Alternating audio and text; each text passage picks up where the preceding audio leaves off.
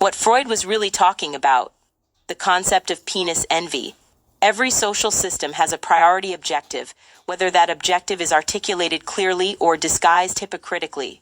In the final analysis, a social system is a behavioral system consisting of specifically designed patterns of behavior, patterns of logic, thought, speech, action, and emotional response, structured both consciously and unconsciously, which are used as social tools to achieve the priority objective of a people.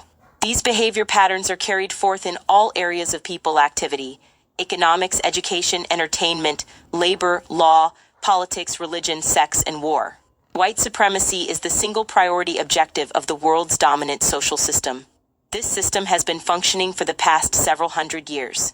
In discussing the psychogenetic motivations for the white supremacy system's origin in Chapter 1, I fully realize how presumptuous it may seem to some that I, a black female psychiatrist, should presume to critique the thinking of Sigmund Freud, one of the acknowledged major thinkers of the white supremacy system. However, having been taught and having read Freudian theory, I decided long ago that most of Freud's analysis made little, if any, real sense. After studying history and carefully analyzing what I see happening about me daily, I have concluded that I have every right, indeed every obligation and responsibility, as a being on this planet, to set forth thinking on the furor that has been made on the subject of Freud's work and thought.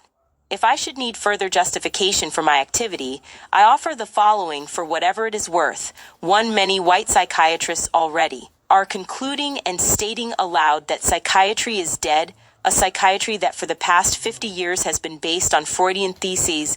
And two, if Sigmund Freud was really an astute behavioral analyst and scientist, why was he unable to decode or predict the behavior of those in the environment in which he found himself? An environment in which a full 1/3 of the world's total Jewish population would be destroyed? Certainly, if Freud, as a Jew, was going to spend most of his energy thinking about and decoding behavior, he should have thought in greatest detail about why his people historically had been under attack throughout the whole of their European experience. That Freud should tell others what to do with their behavior while he failed to provide answers for himself and for his entire group suggests that one can only take his ideas with the proverbial grain of salt. But as I demonstrate, Freud, perhaps feebly and unconsciously, was struggling to discuss the major issue of his existence as an oppressed non-white victim in a white supremacy culture. Therefore, his discussion, coming forth in the language of abstraction and displacement, has remained completely obscure and, in the final analysis, useless. It is my view that the word Semite is derived from the Latin prefix semi, which means half. Semites of the Jewish religion are persons from Africa who were half black and half white. Black plus white always equals colored, meaning persons carrying in their genetic makeup some capacity to produce melanin pigmentation and, in some instances, a genetic capacity to produce kinky hair. Jews who left Africa and went to Europe were colored people when they arrived there hundreds of years ago. Europeans never have forgotten the Semite capacity for genetic dominance of the Aryan population. Although after much intermixing many Jews lost much of their skin color, they have continued to be identified as a colored people from Africa by the whites. This is the fundamental reason for the historic oppression of Semites within the white supremacy system culture. Hitler articulated this most clearly when, on the one hand, he insisted the Jews were genetically inferior to the Aryans, but on the other hand, he continued to speak of their genetic dominance over the Aryans. Freud could not focus fully on this because he desired acceptance in the white supremacy culture and did not want his science of psychoanalysis looked upon as a Jewish science. Thus, he could not come to terms with his own identity, nor the dynamic affecting those so identified by the surrounding social system. Instead of focusing on the dynamic of self-repression, a very convenient displacement for the brain computer that has a natural, uninterrupted linkage between sex and self, as a Semite, Freud found himself focusing on sex repression. Sex repression indeed did occur in the white supremacy culture, as demonstrated by the historic alienation from the condition of albinism and the act of original sin, which was viewed as responsible for that appearance of whiteness in a world of colored people. My concentration here is the topic of penis envy, a major cornerstone of the Freudian edifice. In brief, according to Freudian psychological theory, the little girl is struck with an intense sense of loss and injury, and with envy of the male when she realizes that her clitoris is an inferior organ to the male's penis. Presumably, she is not satisfied until she has a penis of her own or some symbolic form of a penis. A major segment of the female's personality is presumed to be predicated on this traumatic realization. As previously mentioned, Freud was a Semitic victim in a white supremacy culture, a culture that had its true genesis not in Greece but in Africa. The first albino mutations were produced from blacks in Africa. These albinos, I suggest, were chased north by the blacks or wandered north away from the intense sun so that they could survive. They ended their trek in Europe, directly north of Africa. From the very first experiences of the mutant albino population, with the recognition that the condition of skin albinism could be annihilated genetically by those with black and brown skins, there had been white fear of black and entire genital apparatus.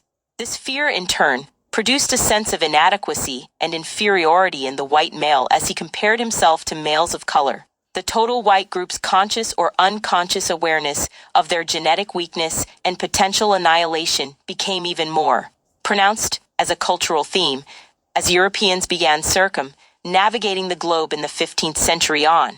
At this time, whites discovered that they were a tiny minority on a planet wherein all others had colored skins. It did not take long for the group to realize that both colored males and females could annihilate the whites genetically. Thus, the white male felt genetically weaker, not only in comparison to the black male but also to the black female.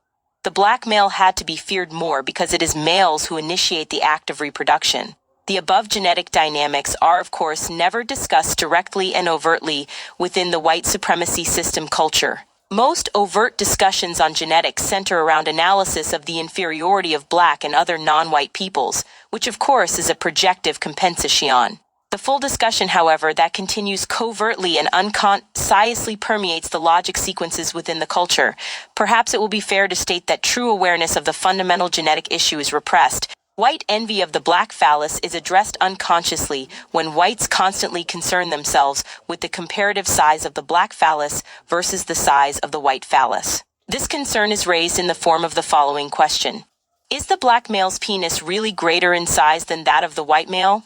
Any school child could suggest that a simple tape measure can settle the question once and for all, unless the questioners and researchers are afraid to measure. In my practice, a black mother informed me that her 6-year-old son, attending a predominantly white elementary school, reported to her that one of his white male classmates had told him that he had a large penis.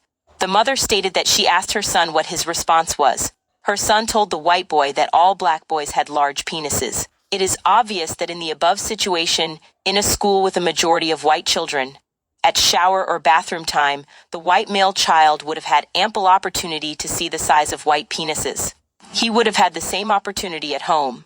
His need to comment on the size of the black child's penis indicates that this black penis must have stood out by all of his other comparisons, even at this tender age. It is also certainly clear that the black male child had no concerns or fears about the adequacy of the black male's penis. Furthermore, it is my interpretation that the major concern is with the power of the genetic material in the black testicles, and that the concern is displaced to a less threatening object and its size. To appreciate my analysis, remember that the major percentage of black males who have been lynched by white males have had their genitals attacked, removed, and taken away by white males. This behavior is peculiar to white males in their relationship to men of color. I interpret this behavior as fear of the black male genitalia. Thus it must be attacked and destroyed, but also there is envy and a desire for possession of same. This should help to explain why white males who wish others to view them, or wish to view themselves as strong, powerful, and important, puff and suck on huge black cigars. Indeed, the more important they wish others to believe they are, the longer the cigar. Perhaps the foul odor is to draw the attention of others to themselves with their long black cigars. Also, the more powerful and important the white male perceives himself, the longer is his black limousine. Both the car and cigar can be viewed as phallic symbols. Perhaps black and dark brown pipes also should be included as similar symbols. It is again little wonder that white men build missiles shaped in the form of phalluses, paint them white, and use them to annihilate peoples of color around the globe. I have said all of the above to state that yes, there is penis envy in the white supremacy culture, but it began with the white male's envy of the genetic power residing in the black male's testicles and phallus. Perhaps there was also envy of the comparative longer length of the black phallus. The sense of his relative genetic weakness or inferiority compared to black males caused the white male to attempt to project inferiority on white females as well.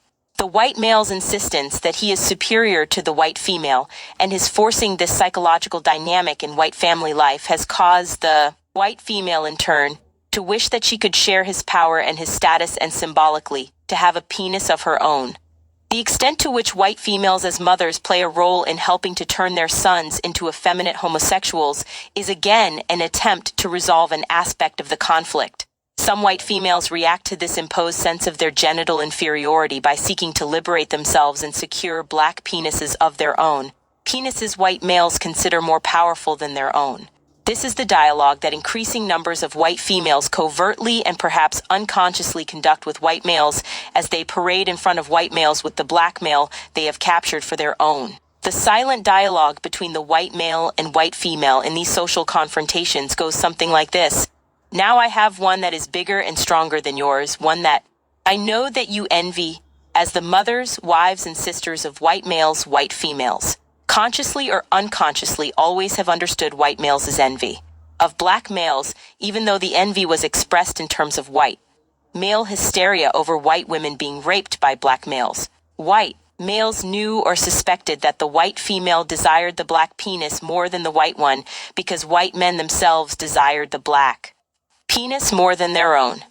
Thus, it is not surprising that there is increased white female-black male activity. At the same time, other white females are saying they're going to be policemen, firemen, and football players just like men, and are discussing their lesbian inclinations openly. White males, with Freud's help, have projected their own intense sense of loss, injury, inadequacy, and envy as genetically recessive albino mutants who are being annihilated genetically by both black males and females. It is they who have the primary penis envy, which is manifested in their envy of black males' penises. They then project their sense of inferiority onto white females, causing them in turn to develop secondary penis envy. The accuser now stands himself accused. These dynamics are at the root of the fear of all true competition white males feel towards black males, thus preventing true competition. In all areas of people activity, economics, education, entertainment, labor, law, politics, religion, sex, and war. The obscurity of Freud's ideas can be clarified only if the system and cultural dynamics of white supremacy are analyzed and understood fully, for this is the context in which Freud wrote, suffered, and died. Freud, attempting to escape his own reality as a Semite, was unable to face fully what he was seeing and experiencing about him, which was anti-Semitism.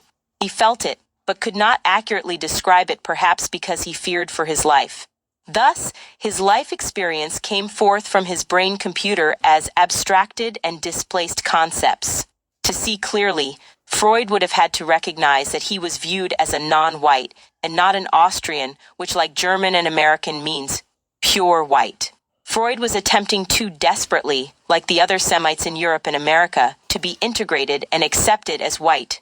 Therefore, he ended by seeing only through a glass darkly, or really not seeing at all. Then again, perhaps Freud sensed that offending the Aryans by making a fully accurate analysis would have brought disaster before it finally did come, in the Nazi Holocaust.